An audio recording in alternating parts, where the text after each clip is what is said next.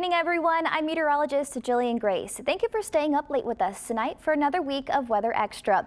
Here in Central Texas, we just went through a very toasty week, and now we're all patiently waiting for our real first taste of fall that's moving in right now. But it's a very different story in other parts of the nation. Our friends up north have been enjoying the full display of autumn. Look at these fall colors that are taking over nearly every tree.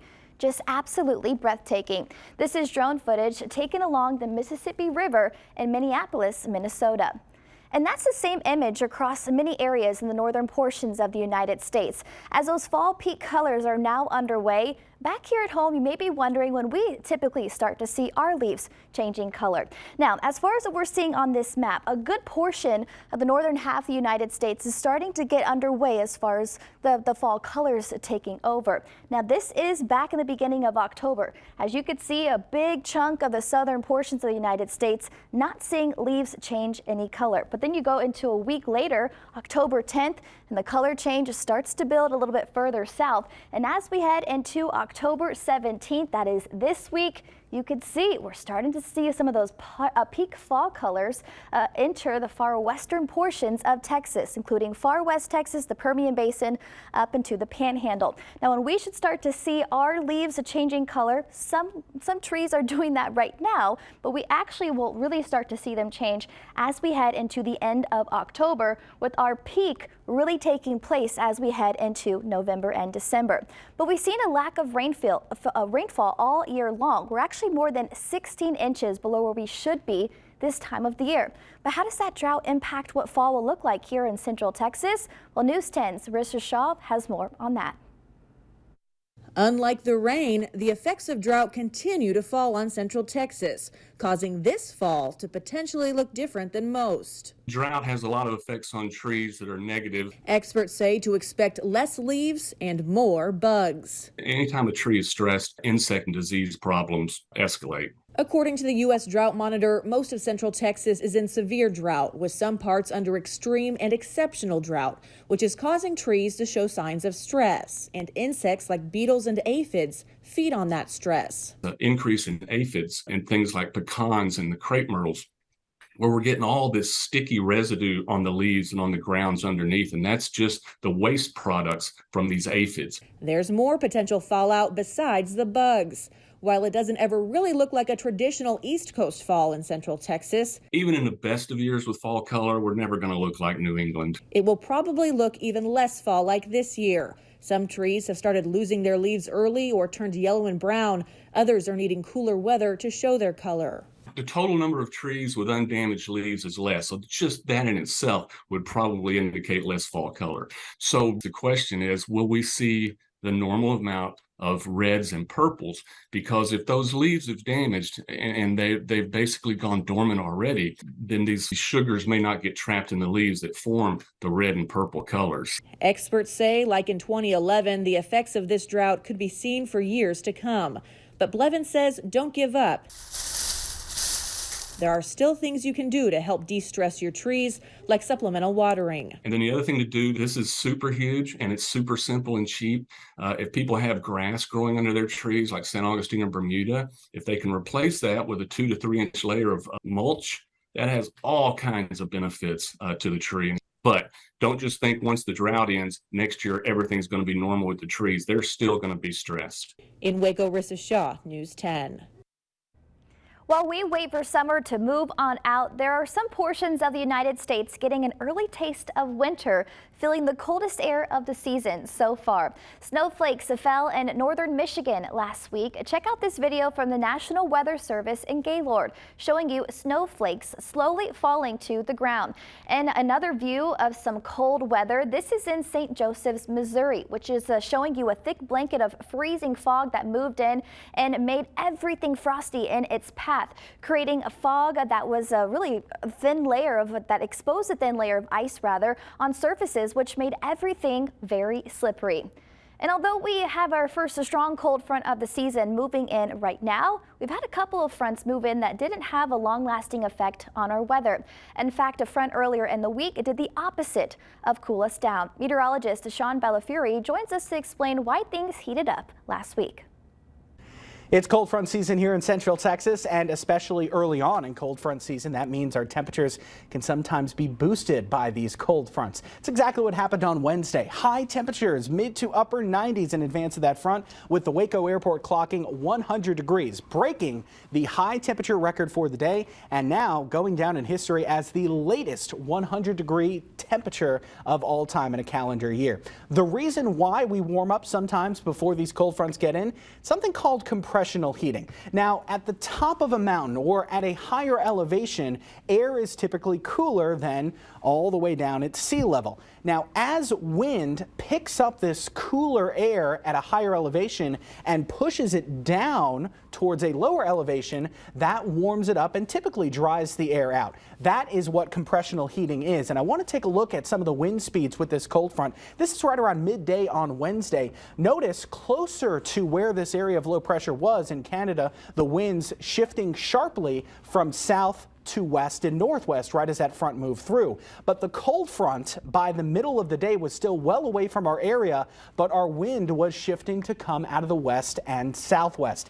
If we take a look at an elevation map across the southern plains, the Waco area, Central Texas, roughly sitting about 200 meters above sea level. But notice whenever we have southwesterly winds or westerly winds, that is air that is at a higher elevation, either the mountains of Mexico or up in elevation out in the Caprock out in West Texas. That, as it moves down closer to sea level, of course, warms up and is the reason why we saw those hot temperatures Wednesday. Reporting in the studio, Sean Bellafiore, KWTX News 10.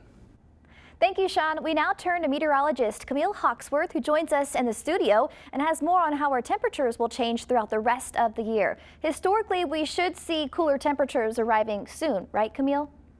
That's right, Jillian. We just got through some temperatures across Central Texas that were above where we should be for this time of year. A very hot week, that's for sure. But we're going to flip-flop it. You'll notice a trend here as a cold front comes in, and that's going to bring cooler temperatures across most of the nation, at least the eastern half, including Texas as well, for the rest of the week. So that's good news. We've got cooler temperatures on the way, and historically, we're starting to get into the coolest part of the year now. Our normal highs are going to be right around 75 degrees as we get towards Halloween, so just a couple of weeks away. And then as we get towards Thanksgiving, typically our high temperatures into the middle 60s. And then as we go towards Christmas and New Year's, we typically see high temperatures only into the 50s. So the good news is these cold fronts will start to get going, and we'll likely see temperatures that will be a little bit cooler. Now, the outlook for this upcoming fall, and even as we go towards December and in January, for Central Texas and for parts of the western portion of the United States,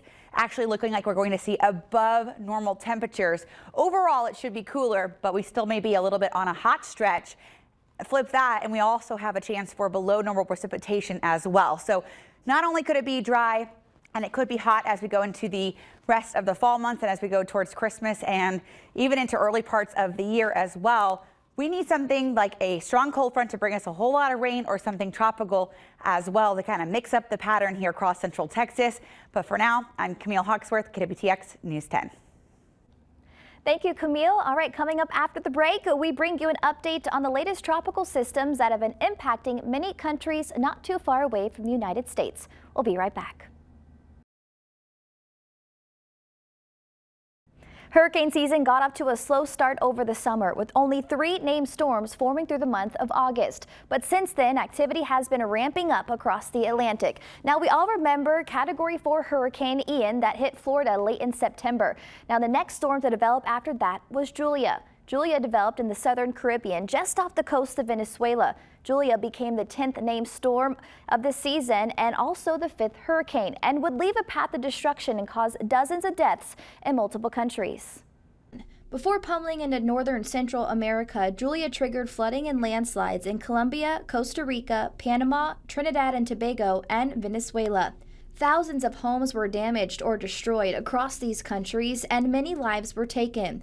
A devastating landslide occurred in the north-central part of Venezuela, causing more than 40 deaths and left more than 50 people missing. Local officials fearing the death toll could reach 100. Julia would develop into a tropical storm on October 7th, and would then quickly gain strength and become a Category 1 hurricane only one day later. Julia made landfall in Nicaragua as a Category 1 storm early on October 9th, with sustained winds of 85 miles per hour at the time of landfall.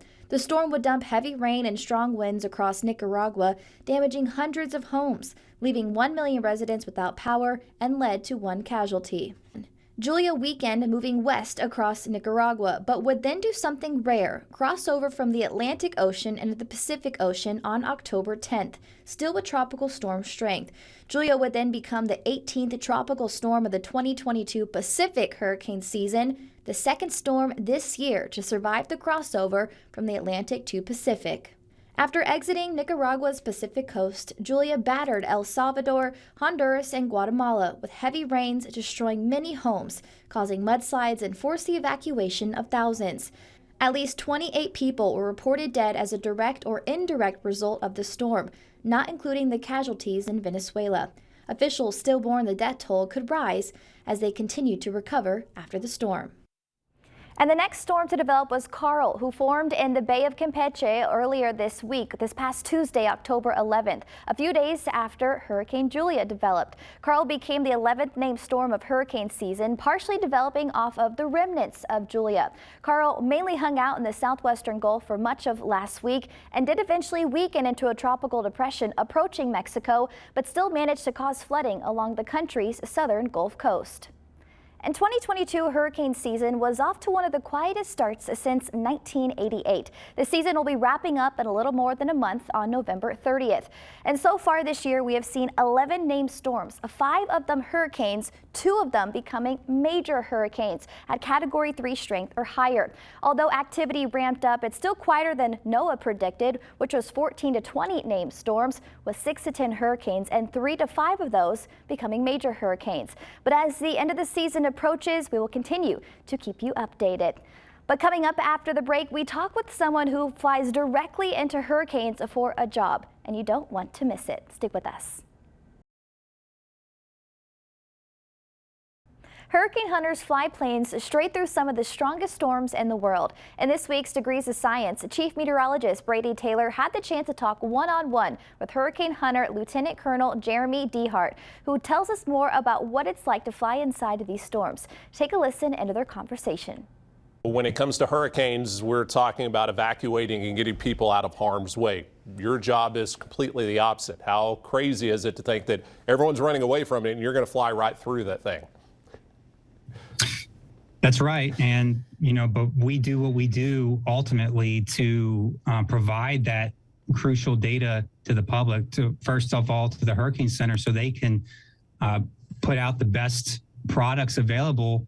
And of course, everyone's familiar with those products, the cone of uncertainty, which is largely used to issue those evacuation warnings. And so what we do flying into the storm is to keep the public out of harm's way. And, you're a meteorologist as well. And how cool is that to be involved with something like this where hands-on, you're helping to save lives and prepare folks for a major event like this? Yeah, I mean, I love it, to be honest. As a meteorologist, it's really tip of the spear type stuff, we like to say in the military, to be able to not just to be able to experience weather in that kind of environment, but to be able to use that and know how critical it is and how you can see the direct impact of what we do, again, to keep the public safe. What is the turbulence and just the flight through a hurricane? What does that feel like while you are up there working? It can be pretty smooth sometimes, believe it or not, especially some of the more developed hurricanes where they're just kind of stabilized. You're not they're not rapidly intensifying. So the atmosphere can kind of be stable and relatively smooth outside of flying through the eye wall. And then you get missions like we experienced last week with Ian, right as it was making landfall, continued intensification, rapid intensification. And so you get those pockets of turbulence. It's a lot, kind of like a roller coaster flying through a car wash at the same time, where you're just inundated with precipitation, and then you get pockets of turbulence where it's a kind of a series of updrafts and downdrafts where you can lose or gain several hundred feet, 1,000 feet in altitude going through an eye wall instantaneously almost. All right, so you made that sound a lot calmer than it is. What does a 1,000-foot drop instantaneously feel like in turbulence when you're in a plane? Yeah, it's hard to describe with words. You really have to experience it. But again, it's kind of like a series of updrafts and downdrafts. So the plane will just kind of be flying along, and then you hit, kind of a zero G, where basically you're just flying straight up, and then you can slam back down again and back up and back down until you get through the worst of it. And so if you can imagine what that feels like, any roller coaster that you've been on where you've kind of experienced some of that pit of your stomach feeling, that times about 10. Wow. So one other thing that Ian had with the crew that went through and had all the turbulence was hail that they dealt with. Is that something y'all deal with very often inside of hurricanes? Not very often, but again, with some of the strongest storms, and we've seen a lot of them, Cat 4, Cat 5 storms the last 4 or 5 years, that's where we're seeing it in the eye wall. That's kind of a characteristic of rapidly intensifying tropical systems, is that you get some of that, some hail, the turbulence we spoke of, and lightning, and seen a lot of lightning in the eye wall as well. So we talk about the eye wall where it's the most intense, but you get to see something that very few people do when you move from the eye wall into the eye. Explain the stadium look and just how awe-inspiring it is being inside of that eye of that storm. Yeah, again, that's hard to describe with words too. Pictures don't even, videos that you all have seen out there don't even do it justice. But with these strongest hurricanes, you immediately break out, and during the day, clear blue sky above you and around you. And like you said, Brady, the stadium effect, kind of imagine yourself standing in the middle of a football field and what the stadium seating would look like up and around you, all the way around you. And that's what it looks like and it feels like inside the storm. It is awe-inspiring. That is just so incredible. To hear more about what it's like to fly inside hurricanes and how it affects us, scan the QR code on your screen to watch on YouTube, or go to kwtx.com/degrees of science. We'll be right back.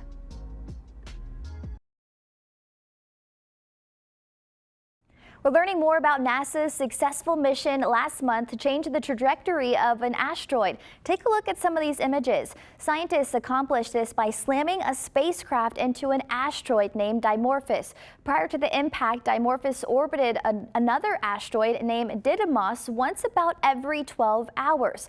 Astronomers used telescopes to measure how Dimorphos' orbit changed after impact. The new observations show that the orbit has been shortened by 32 minutes. The goal of the Double Asteroid Redirection Test, or DART, was to shave at least 10 minutes off the path. It marks the first mission NASA has conducted with the goal of planetary defense.